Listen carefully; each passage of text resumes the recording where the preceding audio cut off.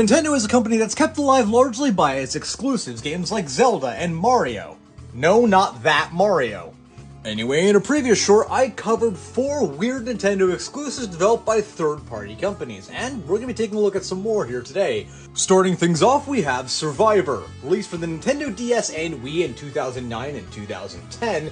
This is, of course, based on the reality show. Now, this might be a topic for a future video in and of itself, but Survivor has a pretty bad history with games, all things considered, and these two are no different. The challenges are boring. The Wii managed to make it a little bit better than the DS version by incorporating some Wii gimmick stuff, but it still isn't very good. The DS version allows you to customize your character, which is more than I could say for the most recent Survivor game. Looking at you, Castaway Island. But even if the challenges in these games had been good, which they weren't, they still would have failed for one big reason: AI. One of the biggest parts about Survivor, the reality show, is forming bonds and alliances with other players, strategizing with other players, which you can't do when the AI is this limited.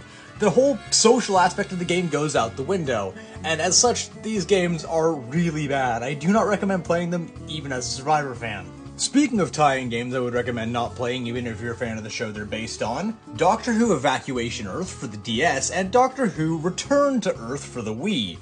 These were made in the 11th Doctor's era, back when BBC was still trying to kind of make some sort of games out of Doctor Who, but the adventure games, these are not. The DS game, when all things are said and done, is just a pretty crappy puzzle game, with the only thing it really has going for it is the existence of some voice acting, which I really didn't expect when I first started playing this game. I'm not fixing it. The Wii game, on the other hand, wasn't just crappy, it was one of the worst games ever made for the console. So bad this thing didn't even release in North America, even at a time in the early 2010s when Doctor Who had a pretty big North American fan base. Again, the only positive here is the voice acting.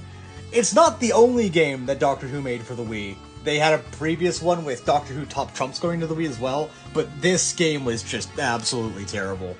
Anyway, if you wanted to see me cover more of these weird Nintendo exclusives in the future, leave a like, follow, subscribe, all that good stuff, and I'll see you in the next video. Until then, have a wonderful rest of your day.